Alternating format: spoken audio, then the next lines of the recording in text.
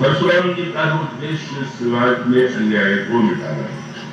उनका कोई व्यक्तिगत स्वार्थ नहीं था। उनके जीवन में कभी सिंहासन की पर बैठने की इच्छा उत्पन्न नहीं हुई। जीवन में उन्होंने कभी किसी सुंदरी की ओर उनकी दृष्टि नहीं गई। वे जीवन भर बाल ब्रह्मचारी रहे, किंतु बहुत बड़ा त्याग करने मात्र से ही व्यक्ति बहुत बड़ा त्याग करे तो वंदनीय है, पूज्य है, लेकिन क्या उतने ही मात्र से समाज की समस्याओं का समाधान हो सकता है? कोई व्यक्ति बहुत बड़ा त्यागी हो, बहुत बड़ा त्यागी होना अपने आप में गुण है, पर इतना होते हुए उतने मात्र से व्यक्ति और समाज की सारी समस्याएं दूर नहीं होती। और तब मानो ये जो दोनों की तुलना है, उस तुलना का यह संकेत है कि परशुराम जी भी तो राम थे, पर उनके समय में तो राम राज्य नहीं बना, और उन्हीं श्री राम आए और वो राम राज्य बना।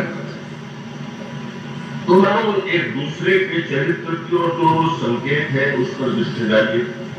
कल जिसकी चर्चा की गई थी, यहीं पर समाज में राजनीति और नीति के तत्व का विवेचन किया गया।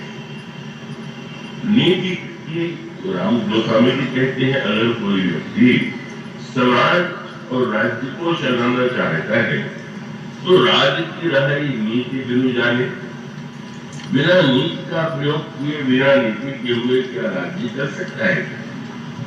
किंतु राज्य की रहाई नीति बिनु जाने का अर्थ अगर ये हो कि हम सत्ता के लिए, स्वार्थ के लिए, पद के लिए नीति का उपयोग करें, तो वो तो नीति जो है वो परस्पर विरोध और टकराहट ही उत्पन्न कर सकती है।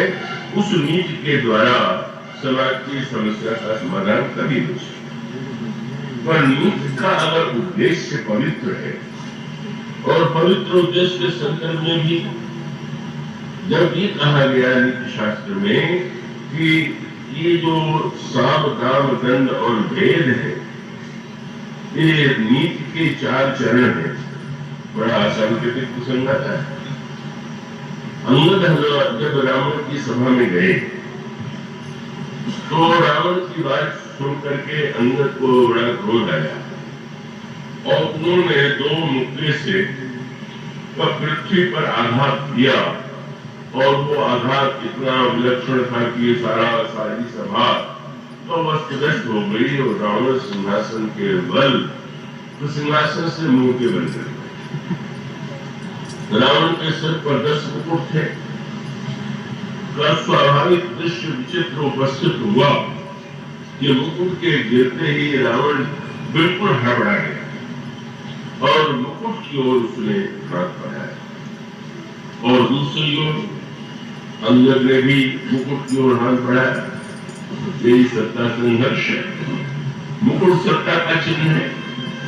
और जब किसी को लग रहा है कि मेरी सत्ता जा रही है तो सत्ता को पकड़ने की चेष्टा करेगा। अब गोस्वामी जी ने उसको बड़ा दार्शनिक रूप दिया। अब वो सज्जनों ऐसा कि रावण के हाथ में 6 मुकुट आ गए और अंगद के हाथ में 4 मुकुट आए, और जो ही रावण के हाथ में 6 मुकुट आए प्रसन्न हो गए, और पहला काम उसने किया कि तुरंत अपने सिर पर 6 मुकुट ही सही, कितना बेतुका दिल, 200 सिर खाली है तो भी एक बात है, 200 पर मुकुट है तो भी ठीक है।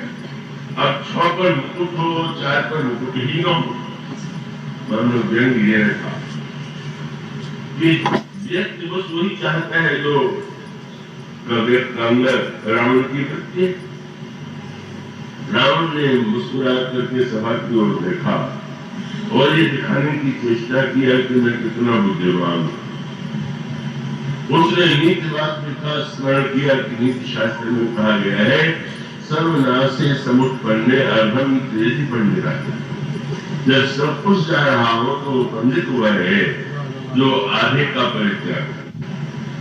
तो रावण ने कहा अगर 5 मुकुट भी मेरे कब्जे में रह जाते तो मैं पंडित माना जाता, यहाँ तो साल आ गए तो मैं महापंडित को हूँ। अंगद भी तो झपके, तो फिर शायद हुआ कि सत्ता के स्वार्थ में अंगद की मृत्यु हुई, पर अंतर और अंतर ये था कि रावण के सामने तो सिर 10 है और मुकुट 6 है, अंगद का सिर है मुकुट 4 है। अंगद प्रसन्न हो जाते, चलो दिन में बदल के 4 मुकुट लगाया करेंगे, ये तो बहुत बढ़िया मुकुट, पर उन्होंने अपने सिर पर नहीं धारण किया और अपने पास रखा भी नहीं का वो तुरंत उस मुकुट को उन्होंने ऊपर की ओर उछाल दिया और जहां भगवान राम बंदरों से घिरे हुए बैठे थे वो रावण का चमकता हुआ मुकुट कोई साधारण मुकुट नहीं, इतना प्रकाशमान मुकुट था कि जब बंदरों ने देखा तो ऐसा लगा कि रावण ने हम लोगों का वध करने के लिए कोई दिव्य तेजों में शस्त्र फेंका। और तब भगवान राम ने उसको लाके कहा कि नहीं डरो मत, ये किरीट दशकंधर के आवत बाल कड़े के प्रेरे, ये 4 जो मुकुट है ये लंकाधिपति रावण के हैं और ये अंगद की प्रेरणा से आ रहे हैं। हनुमान जी ने बात सुना और सुनते ही मुकुट नीचे गिरे, उसके पहले ही हनुमान जी तीव्र से ऊपर उठ करके मुकुट पकड़ लेते हैं और मुकुट भगवान राम के चरणों में ला चढ़ाते हैं। क्या संकेत? रावण और अंगद का अंतर यही कि रावण 10 नहीं तो 6 सही, पर अंगद को लगा कि तो प्रत्यक्ष है, इतना प्रतापी, इतना ऐश्वर्यशाली, सारे ब्रह्मांड पर अधिकार करने वाला, अगर वो भी अपने मुकुट को नहीं बचा पाया तो मैं भी रखूंगा तो मेरी भी दशा। इसलिए सत्ता और मुकुट जो है सिर पर धारण करने की वस्तु नहीं, तो उनके चरणों में अर्पित करने की वस्तु। इसका एक ही सदुपयोग है, सुंदर संकेत है। देखिए मुकुट या कोई भी चिन्ह होगा वो तो सिर पर पहना जाएगा, लेकिन साहित्य में कैसे विधा, कोई राष्ट्रपति, प्रधानमंत्री, मंत्री, तो उसके लिए कभी ये नहीं कहेंगे कि भाई शरीर में सबसे ऊपर सिर है। कोई राष्ट्रपति बना तो कहना चाहिए कि उसको राष्ट्रपति सिर मिला, प्रधानमंत्री सिर मिला, मंत्री सिर मिला, नहीं कहे राष्ट्रपति पद मिला, मंत्री पद मिला, पद क्यों है? उसका अभिप्राय यह है कि पद के मानो संकेत ही कि शरीर में पद जो है वो पैर जो है, पद के अर्थ में भी है और पैर के भी अर्थ में। हमारे अपने शरीर में पैर ही सबसे नीचे और उसका काम सारे शरीर को के बोझ को उठाना। मानो साहित्य ने संकेत दिया कि पद पाने का अर्थ सब लोगों के बोझ को उठाना है, अभिमान करना नहीं कि मैं सबसे ऊपर। और ये जो संकेत है, और इसीलिए सबसे बड़ी बात यही है ना कि भाई पद तो अचल है नहीं। तो दूसरा हनुमान जी ने रावण से यही कहा कि तुम मेरी एक बात मान लो, श्री राम के पद को तुम हृदय में धारण करो। रावण ने पूछा इससे क्या होने वाला? तो शब्द हनुमान जी का जो था, अगर रावण ने उसको ध्यान से समझा होगा तो हनुमान जी का संकेत समझ लिया। हनुमान जी का राम चरण पंकज उर करो, लंका अचल राज्य तुम करो, तुम लंका का अचल राज्य करो। खूब हंसा रावण, महाबंदर, मेरे राज्य मुझे दे, सिंहासन पर मैं बैठा हूं, तू बैठा है क्या? और वो क्या तेरा स्वामी जिसका राज्य भी नहीं मिल पाया, तू कह रहा है कि लंका का राज्य? हनुमान जी का संकेत ये था कि संसार में तो कोई पद अचल हो गई, कहो तो कैसा भी व्यक्ति क्यों न हो, कभी न कभी तो बन जाएगा ही। और जब चला जाएगा तो व्यक्ति फिर अपने नाम के साथ भूतपूर्व जोड़ करके उनको संतोष करेगा। एक हमारे स्नेही डिप्टी कलेक्टर ने कहा, आपने भूत देखा है? मैंने कहा आप ही, वो वृद्ध थे, रिटायर्ड हो गए थे, सेवानिवृत्त हो गए थे, तो अपने नाम के साथ वो लिखना नहीं भूलते। तो इसका अर्थ है कि पद तो अचल एकमात्र ईश्वर का, ईश्वर के विषय में नहीं कहेंगे कि भूतपूर्व ईश्वर, अब पहले इतने दिन ईश्वर था, अब ईश्वर नहीं है। ईश्वर तो वही है जो शाश्वत है। तो हनुमान जी का तात्पर्य यह था कि वस्तुतः पद तो ईश्वर का ही अचल है, और जब कोई अपने आप को उससे जोड़ लेता है तो भौतिक पद भले ही आने जाने वाला, पर जिसने राम का पद पा लिया हो तो चलो ही है। यह जो अंगद ने बात में कहा था, रावण को लगा था कि इस बंदर की बिठाई, पर अंगद ने रावण को ये सत्य दिखला दिया।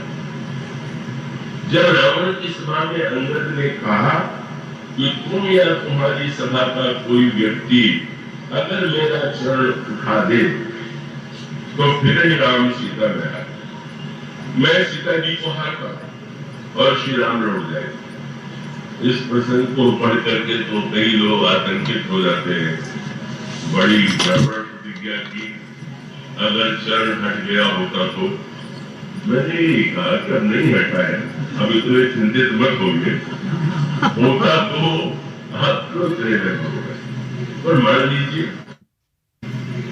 लीजिए बंदरों ने अंगद से पूछा इस प्रतिज्ञा की क्या आवश्यकता है, तो अंगद ने कहा कि इसका कारण ये था कि रावण को देख करके लोगों को ये भ्रम हो सकता है, और ये समाज का सत्य है।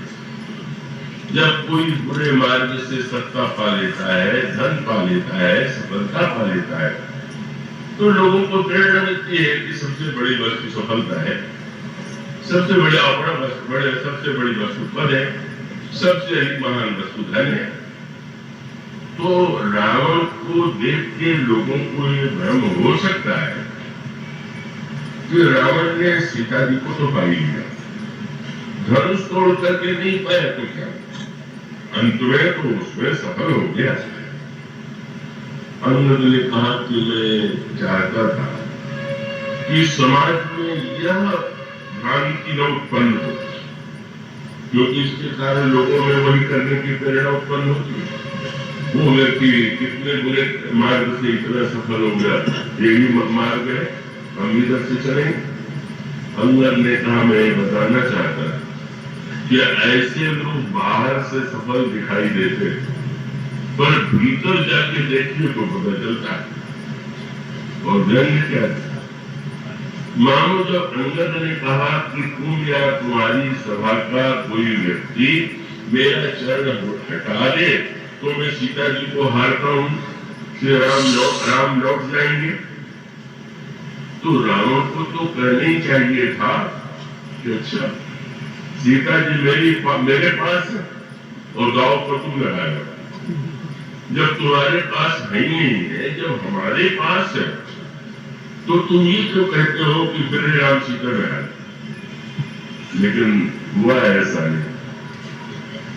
जो ही अंगद ने कहा, रावण की सभा के जो सदस्य थे, रावण ने तो रखा इस बंदर का पैर पकड़ करके सुदूर फेंक, सब उठने लगे और अंत में रावण भी उठा। अंगद बताना चाहते थे जिन लोगों के पास बहुत ऊंची वस्तु देखो ये मत समझ लो, रावण भीतर से जानता है कि सीता जी, लोगों को लगता है कि मुझे मिल गई है, मुझे मिलेगी कुछ नहीं, यही सत्य है। और उसका अभिप्राय मिलने का अर्थ क्या हुआ?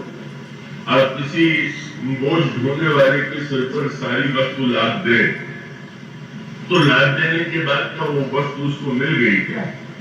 आप तो आनंद से बोझ उसके सिर पर लाद दे रहे, कुछ उसको मजदूरी दे दे।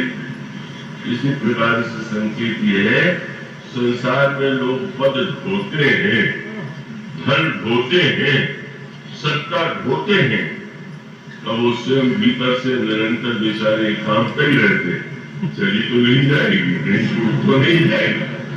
उनकी बेचैनी तो एक ही है, जैसे कोई सिर पर बोझ लगे हुए लादे हुए और डर रहा कि कहीं गिर न जाए, कहीं टूट फूट न हो जाए। मानो सत्य यही है कि पाना कहीं किसे कहते, पाने का तो उस वस्तु का होना नहीं है, पाने के बाद पाने का जो फल जीवन में होना चाहिए। कैसे मालूम पड़े किसी व्यक्ति ने इस वस्तु को पा लिया? उसका एक ही उत्तर कि आपके जीवन में उसको पा करके अगर पूर्ण निश्चिंतता आ गई, एक अंतःकरण में उदात्त भावना आ गई तो आपने पाया। हनुमान जी ने इसीलिए रावण से कहा, रावण पानी का समझ लेना कि तुमने लंका को पा लिया। राम द्रुमुख संपत्ति प्रमुखाई जारी रही पाई बिनु पाई। लगता है और तुम भी जानते हो, इसीलिए रावण ने पहले राक्षसों से कहा, जब सब थक गए तो अंगद ने गंग वाली दृष्टि से देखा रावण की ओर, अब तो तुम ही बचे हुए। और तब रावण सिंहासन से उठा और जब अंगद के चरण की ओर झुका तो अंगद ने वह वाक्य कहा जो भक्तों की भाषा। अंगद ने कहा, रावण सीता जी को पाने के लिए बंदर का चरण पकड़ने में तुम्हें संकोच नहीं है, इससे अच्छा था कि तुम राम का चरण पकड़ ले। संसार में बंदरों का चरण पकड़ करके वो चंचल बंदर जनमत चंचल इनका पैर पकड़ करके कब तक? वो तो श्री राम का पद ही तुम्हें उनको, अगर तुम श्री राम के चरणों का आश्रय ले लो तो तुम तो माँ और पिता के रूप में शक्ति और शक्तिमान दोनों को प्राप्त करेंगे। इसलिए मानो अंगद रावण हनुमान जी को कहते चले आए और अंगद से पूछा गया कि आपने प्रतिज्ञा क्यों किया? तो उन्होंने कहा कि मुझे तो हनुमान जी ऐसे महान भक्त की वाणी पर विश्वास था कि जब हनुमान जी ने रावण से कह दिया कि तुम या तुम्हारी सभा का सर, जब हनुमान जी ने रावण से कह दिया कि तुम प्रभु के चरणों को हृदय में धारण करो और लंका का अचल राज्य तुम्हारा राज्य अचल हो जाएगा, तो मैंने सोचा कि अगर प्रभु के चरणों के प्रताप से रावण का चरण अचल हो सकता है तो मैं उसका आश्रय लूंगा तो फिर मेरा पद अचल नहीं हो जाएगा। इसलिए वो समझ नहीं लिखा। जब अंगद पैर रोकने लगे तो किस रूप मैं बालिका रहता हूँ ऐसा मान के नहीं। वो समझी कहते हैं, राम घात सुनील पति तोहफा सभा माझ पर पद अपना पैर रोक दिया। और जब बंदरों ने कहा कि आपको ये चिंता नहीं हुई तो हंस करके अंगद ने यही कहा कि वस्तु जिसकी होती है उसको चिंता होती है। श्री सीता जी प्रभु की शक्ति है तो चिंता उसको होनी चाहिए कि मुझे होनी चाहिए। जिसने वस्तु को ईश्वर का मान लिया वो क्यों चिंता करे? वो क्यों सोचे कि रहेगा कि जाएगा? वो तो उसका ही नहीं, उसने कभी इसको मानी नहीं। हनुमान जी रावण को इसी सत्य का दर्शन जो हनुमान जी ने कहा था अंगद ने उसे दिखाया और दिखा दिया, मुक्का मार करके दिखा दिया तुम्हारा पर बिल्कुल अचल नहीं। अगर अचल होता तो बंदर के मुख में से तुम हिल जाते, सिंहासन हिल जाता। और इसका अर्थ यह है कि रावण तुम जीवन के इस सत्य को जानो कि वस्तुतः अचलता तो एकमात्र ईश्वर के चरण में ही है और अन्य किसी मार्ग से अगर व्यक्ति सफल होता है तो अंतु तो वो विनाश को आमंत्रित करता है और वही स्थिति को पारी हो जाए। और अंगद ने वो जो चारों मुकुट स्वयं एक भी चार में से एक ही रख लेते, एक भेज देते, एक भी नहीं, चारों के चारों मुकुट। और प्रभु ने कितना सुंदर शब्द कहा, कह सकते थे कि अंगद ने मुकुट फेंके, प्रभु ने कहा कि ये किरीट दस कंधर फेरे, आवत बाल तले के फेरे। ये रावण के मुकुट अंगद की प्रेरणा से आ रहे हैं। कोई पूछ सकता है कि मुकुट तो जड़ है, व्यक्ति तो किसी की प्रेरणा से आता है, पर मुकुट कोई प्रेरणा से आ रहा है। प्रभु का दंड ये था कि मुकुट जड़ होते हुए भी चेतन जैसा मेरे पास आया, और रावण चेतन दिखाई देने पर भी जड़ जैसा अपनी स्थिति में ही निकला।